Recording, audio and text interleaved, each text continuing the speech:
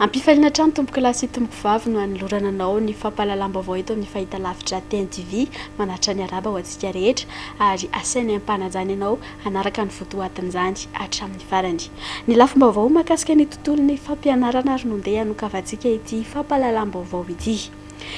Isan'ny hofoanana manomboka amin'ny fampiarana ny PSE nandrafim-pampianarana vaovao ny série A2 sy ny série D ao anatin'ny fanadinam-panjakana baccalauréat araka ny fanazavan'ny tompon'andraikitra amin'ny fampiarana izany eo anifon'ny ministera ny fanabeazam-pirenena. Hita ho miendanja mantsy ny taranja siantifika eto amintsika. Betsaka amin'ireo tanora manala fanadinana baccalauréat no tsy mahafehy na ny taranja siantifika na ny taranja littéraire.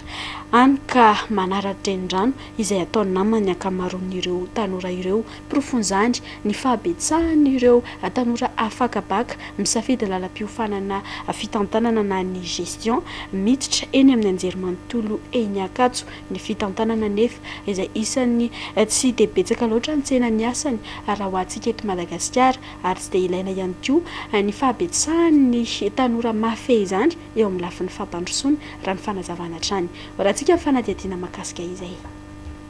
Telo isanjaton'ny mpianatra analany fanadinam-panjakana baccalauréat monja no série C izany hoe série scientifique. Saika série A2 avokoa no safidin'ny mpanala bac izany hoe sady série scientifique no tsy littéraire. Misafidy lalam-piofanana fitantanana na gestion avokoa ireo tanora ireo rehefa tonga eny amin'ny fampianarana ambony. Lalam-piofanana izay tsy misy tsena ny asa firy eto Madagasikara ary tsy dia hitondra fampandrosoana ihany koa raha ny fanazavan'ny tompon'andraikitra isamisahana amin'ny fampiarana ny PSE. A2 zany sady tsy scientifique reny tsy littéraire.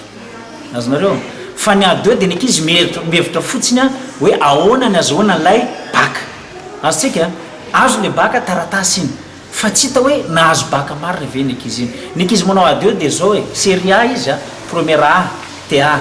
dia ny ankizy série D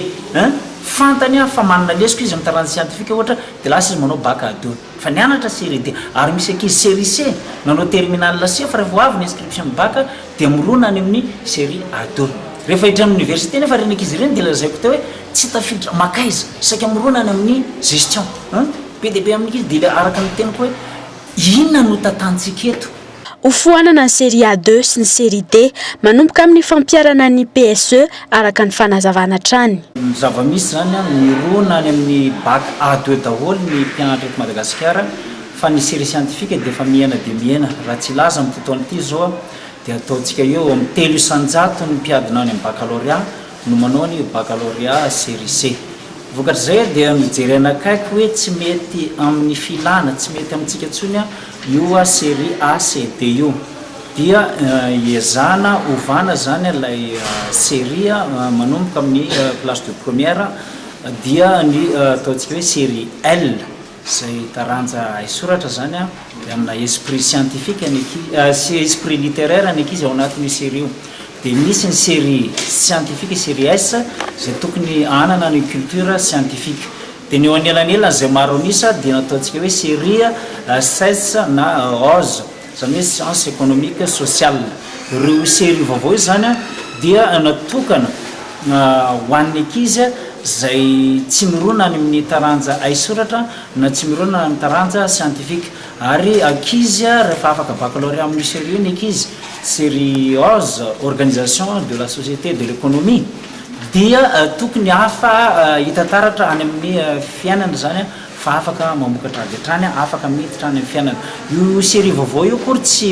isalovana ny asany any amin'ny teknika tsy zay le izy fa kosa tokony hanana fahalalana ny ankizy mikasika an'izay fiarahamonina zay mikasika koa ny toe-karena eto Madagasikara. Fa mbola maro ny olona tsy mahafantatra akory izany PSE na drafi-pampianarana vaovao izany amin'izao fotoana izao raha nambaran'ny fiarahamonim-pirenena vinavinaina mpiarana manomboka amin'ny taona 2024 nefa izany PSE izany raha ny nambarany teo anivon'ny fitondram-panjakana. Ny eo anivon'ny ministera moa dia efa miroso amin'ny dingana maro samihafa amin'ny fampiarana izay PSE izay ny PSE izay kajiana manokana ny mba hanatsarana ny rafi-pampianarana eto amintsika ary mba handraisan'ny rehetra anjara ihany koa amin'ny fampandrosoana ny firenena ho arantsika fanadihadiana. Fiovana maro no hita ao anatin'ny PSE na ny drafi-pampianarana vaovao. Io ny fanovana ny fandaharam-pianarana, ny fananganana fotodrafitrasa vaovao ifanaraka amin'izany. Amin'ny taona 2024 no vinavinaina ampiarina izy io, saingy hatreto mbola maro ny olona tsy mahafantatra ny votoatin'izany na dia famirosy tsikelikely amin'ny dingana makany amin'izany aza ny fanjakana. Fanovana ny sehatry ny fampianarana hifanaraka amin'ny fiainan'ny malagasy sy mba hiteraka fampandrosoana andraisan'ny rehetra anjara no tanjon'ny PSE, ka izay no antony fitiavan-doha niarahan'ny fiarahamonim-pirenena, ny tompona andraikitra amin'ny sekoly sy ny solon-tenam-panjakana androany Tetỳ Ankiraohatra. Ny votra tao aloha zany dia hita fa efa misy ilay hoe ezaka ataony any amin'ny ministera isan-tsokajiny any amin'ny fanaovana mise en œuvre na amin'ny fanatanterahana amin'ny PSE, fa avy aty amin'ny lafin'ny fiarahamonim-pirenena indray dia hoe tsy ampy fampahafantarana, tsy fantatra zany zay zavatra izay hoe mbola tahakany tsy nisy ilay izy. Ny zavatra ny votra zany dia hoe tokony ho velomina tsara, apetraka amaron-drano tsara ny sehatry ny hoe fiara-miasa ny ministera sy ny fiarahamonim-pirenena eo amin'ny fanatanterahana ny PSE. Ao anatin'izay vaovaon'ny fampianarana izay fa mahakasika ny fiatrehan'ireo kilonga kely ny fanadinam-panjakana CEPE kosa indray, tokony tsy sintsondry ny famerana andesina mavesatra. Ao anatin'izao 3 andro tsy gadona ny fanadinam-panjakana CEPE izao raha ny fanazavany taletsekoly, ny fandaminana sy ny fandrindrana, ny fandaram-potoana sy ny fatarana amin'ny fiatrehana ny CEPE no tokony atao, ary tokony ho vaindohan-drarana ireo ray aman-dreny sy ireo mpianatra izay hiatrika izany ihany koa ny fandaminana ny fampitaovana ireo mpianatra ireo mba hiatrehany ampitoniana izany fanadinam-panjakana voalohany ofisialy izany fanadihadiana. Tsy misy tsony angambany ataoko hoe famerenana tena mavesatra ho an'ny mpianatra rehetra, satria izay famerenana efa vitany nandritry ny herintaona dia tokony ampy filaminan-tsaina no tokony ataondray aman-dreny tsirairay avy ho an'ireo zaza malagasy rehetra mba ahafany miatrika an'izay fanadinana izay. Torohevitra ho an'ray aman-dreny fampatsiahivana fo ho an'ray aman-dreny fotsiny angamba dia ny fiezahany fandaminana ny fitaovam-panadinana rehetra, ny convocation sy ny carte d'identité, ny olo fidirana mba hisorohana ny zavatra mety tsy fahatomombanana an'izay zavatra izay, satria raha hita ny tamin'ny herintaona ho anay manokana dia mampalahelo, satria misy ny ray aman-dreny ambo valora sasalatsaka dimy izy vao tonga aty efa eo andalam-pahavitana ny fanataranja voalohany ny mpiadina vao tonga ny ray aman-dreny, dia mba ho vaindohan-drarany ny fanadinany zanaka. Fa efa tomombana avokoa ny fandaminana rehetra mahakasika ny fanadinam-panjakana CEPE na izany ny mpianatra na ireo mpampianatra izay hitsara sy anara-maso ity fanadinam-panjakana ity raha ho an'ny fari-piadidim-pampianarana avaradrano manokana no resahana. Io moa dia fanazavana nentin'ny chef Cisco any an-toerana. Mahatratra 2 alina mahery no nisan'ny mpiadina CEPE ho an'ity fari-piadidim-pampianarana ity izay mitsinjara amin'ny toeram-pampianarana misy 3 Iando Miaradina sy Lanitra Ronaldo no hitondra amintsika ny antsipiriny mahakasika izay. 2 alina mahery ireo mpiadina hiatrika ny fanadinam-panjakana CEPE izay hitsinjara ao amin'ny ivitoerana 3 ao amin'ny fari-piadidim-pampianarana avaradrano raha ny tatitra nataon'ny chef Cisco ao an-toerana. Na dia teo aza ny fotoana lava tsy nianarana sy ny fitokonana nataon'ireo mpampianatra sasantsasany izay isy nampisy fiantraikany goavana teo amin'ny fari-pahaizan'ireo mpianatra, nanamafy izy ireo fahavonina hiatrika ny fanadinam-panjakana, na izany ireo mpianatra na ireo mpampianatra anara-maso hitsara izany. Ny fandaharam-potoana rehetra ihany koa tratra araka ny tokony ho isy noho ny fisian'ny rattrapage. Somary sarotsarotra kely ihany moa nefa mbola efa natao ny fifampiresahana hoe izay no mampanabe, misy fotoana mba hanaovana fitakiana, misy fotoana tsy maintsy tsoborona ihany koa satria mianatra nandritra ny 20 volana, le 2 volana farany ve dia tsy hanao examen dia resy lahatra ny mpampianatra dia miposana izay akany amin'ny examen. Zavatra natao satria nisa fitokonana dia anisan'ny natao ny rattrapage. Ny matetika tapany maraina no miasa ny mpianatra hatramin'izay dia natao maraina sy hariva izy dia natao ihany koa ny sabotsy dia voahentsika ihany zany amin'ny ankapobeny na vita examen blanc zay tamin'ny fakimaly manerana ny Cisco mihitsy dia tsy misy ny olana fa dia mity izay araka tenenjo zay hoe nahoana tsy maintsy nisy fiantraikany aloha tamin'ny voan'ny mpianatra izy nefa tsy maintsy niezaka ihany koa ny mpampianatra ray manontolo fampitanana mba nameno banga tamina 23 centre ny anay any amin'ny sisy koa avaratrano dia efa voalamindamina daholo amin'ny ankapobeny na ny membre des jury ny rehetrarehetra zany mipetrapetraka daholo. Misy ihany koa moa ny fiara-miasa ataony ao anivon'ny Sisiko Avaradrano sy ny mpitandron'ny filaminany miaraka amin'ny lehiben'ny distrika amin'ny fanaraha-maso ny fanatanterahana ity fanadina-mpanjakana voalohany izay ho tanterahana ny talata fa 14 ny volana aogositra ity raha ny fanazavana trandry. Avelantsika eo ireny resaka momba ny fampianarana ireny fa eo amin'ny lafiny politika izay isan'ny mafampana amin'izao fotoana izao. Nanatitra ny antotan-taratasy filatsahako fijiny ho filoham-pirenena ny candidat Jules Etienne tamin'ity androany ity ny antoko mafy moa no manohana azy. Ny fijerena ny sosialim-bahoaka no antom-pijoroana izany antoko manohana ny candidat Jules Etienne izany ary isan'ny everin'izy ireo fa tokony atao laharam-pameana ny fanajana ny safidim-bahoaka isin'ny demokrasia sy isin'ny filaminana eto amin'ny firenena ao anatin'izay fikarakarana ny fifidianana izay. Tokony izy kosa raha nambaran'ity candidat ity ny solotena ny candidat tsirairay eo anivon'ny CENI amin'ny fiandrasana ny valim-pifidianana isoroana ny mety isin'ny alabato fanadiadiana. Raha tsoka olombe fidy sy tian'ny vahoaka no eo amin'ny fitondrana dia lavitry ny korotana isika eto Madagasikara raha ny nambariny Andriamatoa Jules Etienne androany raha nanatitra ny antotan-taratasy ho isany ho vidiana amin'ny fifidianana filoham-pirenena ho avy izao ny tenany. Mba hisy ny mangarahara ihany koa dia nilaza ity candidat ity fa tsara kokoa raha misy solotena ny candidat tsirairay avy eny anivon'ny CENI mandritra ny fanatanterahana ny fifidianana. Ho anay candidat dia fifidianana io fifidianana milamina fa hoe ray andrasika ilamina moa oviana isika malagasy vao ilamina ary misy foana ny sy makatu na ny makatu ka fifidianana io ny andrasan'ny vahoaka angamba misy ihany koa ny vahoaka sy miteny fa dia hoe amiko disanisa zany olona miteny hoe ikorotana zany raha filoham-pirenena lanin'ny vahoaka ve ny hoe dia iza ny korotana amiko sisy korotana io raha olona vaovao tian'ny vahoaka fa raha mbola raha ny safidy mety mbola hoe safidy ratsy izy mety ikorotana ny CENI aloha dia manao izay azony amin'ny neutralité fahitako azy ary mba tokony nanao an'izany koa ny gouvernement mba ara-dalàna ny fampifidianana zay ny zavatra ary ezaka daholo zahay ametraka zao moa vao manomboka izy ity dia hitasika io fa tsy maintsy ametraka rafitra tsy maintsy angataka any amin'ny CENI zay mba hipetraka any ny solitenan'ny candidat rehetrarehetra amin'ny CENI mba milamina azy zany. Resaka politika izay hatrany fa mahakasika manokana ny antoko HVM izay antoko ny filoha-pitarika ny firenena amin'izao fotoana izao efa madiva amarana ny fehim-pitom-piasany. Miambaribary hatrany ny fisian'ny tsy fifankazahoana eo anivon'izany antoko HVM izany nanangana vovonana antsoina hoe voromahery navondrona miaro sy manohana an'Andriamatoa Rajaonarimampianina mantsy ireo antokon'olona izay mpiaradia amin'ny ity filoham-pirenena ity. Erandrena tenenana hitondra fanazavana misy koa amintsika mahakasika izay. Tsy azo lavina hoy Andriamatoa Virapin raha mamonjy soa ny fisian'ny olana anatiny ao amin'ny antoko HVM noho ny antony samihafa. Saingy tsy ampisavorivory ny mpanohana ny filoham-pirenena izany isan'ny antony nambaran'izy ireo fa nananganana ny vovonana voromahery ivondrona ireo mpanohana ny filoham-pirenena ao anatin'izao fiomanana sy fiatrehana ny fifidianana izao. Mety ho marina izany satria mety misy olona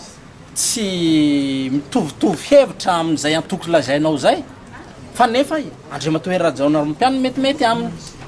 dia zay aloha dia tsy azo lavina dia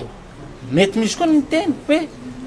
tsy amin'ity antoko politika ty fa oui amin'ny Andriamatoa Rajaonarimampianina dia zay ny fanaovana politika. Manolotra ary manohana ny filoham-pirenena am-perinasa androtsaka ny filatsahako fidiana indray amin'ny fifidianana ny voromahery araka ny nambaran'izy ireo tamin'ity androany ity. Ny HVM dia azo lazaina hoe famille politika direct ny Andriamatoa filoha Rajaonarimampianina nefa tadidio fa filoha Rajaonarimampianina no angatahanay hilatsaka ny tenany samirery ary ty dia fifidianana ny tenany samirery dia izy aloha zany ny interlocuteur anay direct nefa rehefa tonga zay fifandaminana zay dia mino fa tsy hanosy-botanana anay ny antoko HVM fa hiarahiasa izahay ary fanampy. fa nisokatra androany fivoriam-be nasionaly ny antoko HVM izay atao any Antsiranana. Aritra 2 andro moa izy io. Fivoriam-be izay voalaza fa iresahana manokana momba ny fiainam-pirenena, ny fiainan'ny antoko ary ny fiomanana amin'ny fiatrehana ny fifidianana. Fanapa-kevitra roa lehibe moa no andrasana amin'ity fivoriam-be ataony mpiambana ao anatin'ny antoko HVM ity dia ny fanambaran'ny antoko amin'ny fomba ofisialy ny antoko izay hotohanan'izy ireo amin'ny fifidianana filoham-pirenena ary eo ihany koa ny fanolorana ny filoha nasionaly ny antoko HVM. Fanadihadiana. Koa amaretsika vao tena amina démonstration de force ampizavatsika ho lasan'ny refare fa diso lalana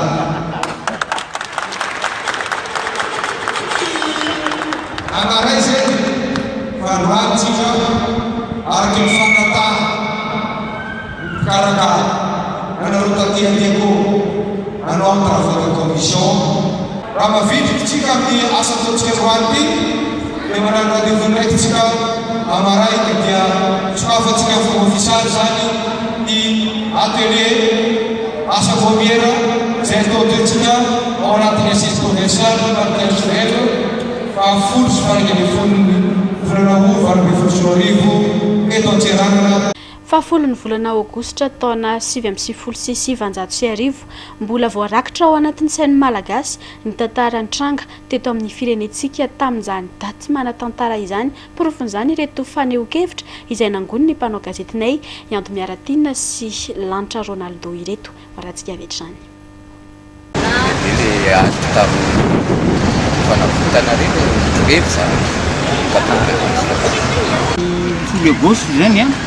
dia nisy ny diabe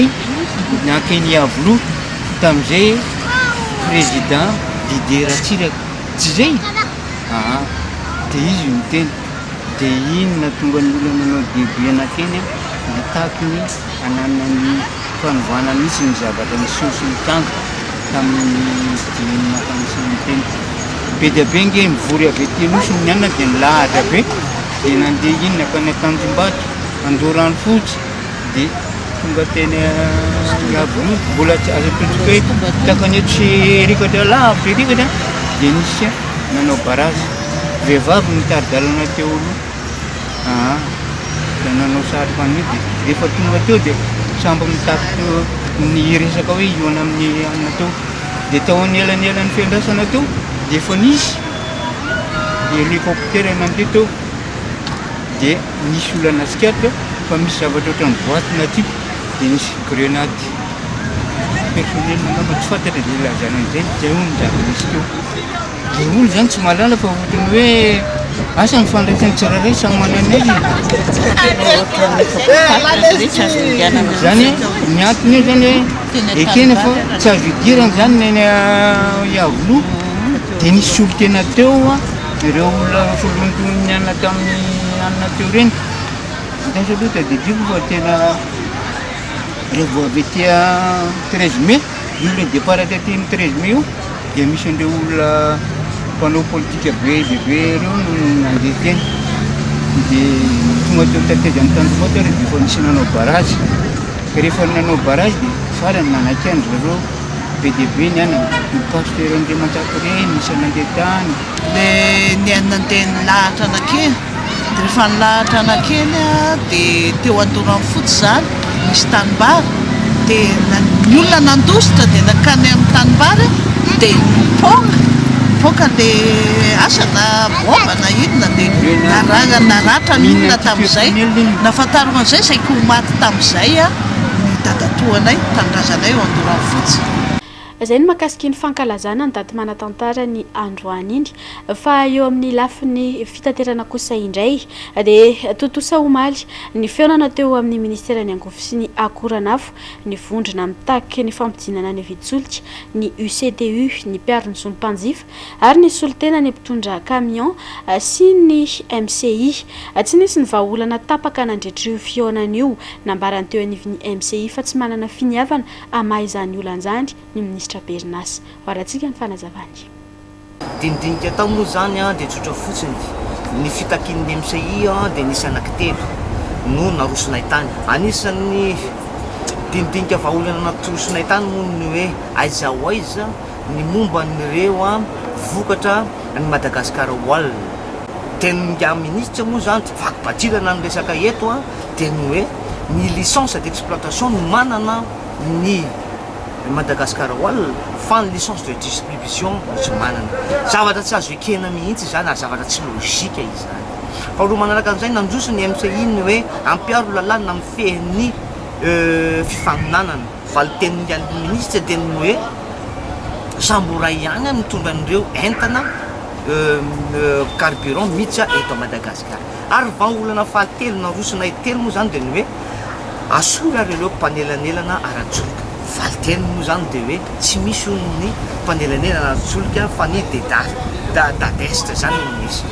eo zany mipetraka amin'ny fanontaniana hoe vonona marina ve fitondram-panjakana zay nisy sy tsy ho avy hijery marina ny vaolana momba an'ity soloka ity ary hanana ny zany atao hoe volonté politique hampandroso sy hijery n'ity fiakaran'ny vitin-tsoloka matetika ity conclusion raha ny zava-misy zany dia tsotra kobaka ambava ny zavatra nisy tany ary tsy nisy vaolana na ray minitra tapaka itoeraka izany ny etsika samihafa fanoerana ny fitangan'ny fitsolika izay ataon'ireo fikambanana samihafa izay efa nanao izany etsika izany ankilan'izay dia ampiato indray ny fitaterana amin'ny faefatra amby roapolo ny volana aogositra izao ny fikambanany mpitatitra eto Andrenivohitra raha ny fanazavana izy ireo ampiakatra ny sarandalana ho 700 ariary ihany koa ny mpitatitra eto Andrenivohitra amin'ny farany volana aogositra izao raha nambarany filohan'ny mpitatitra eo anivon'ny UCTU.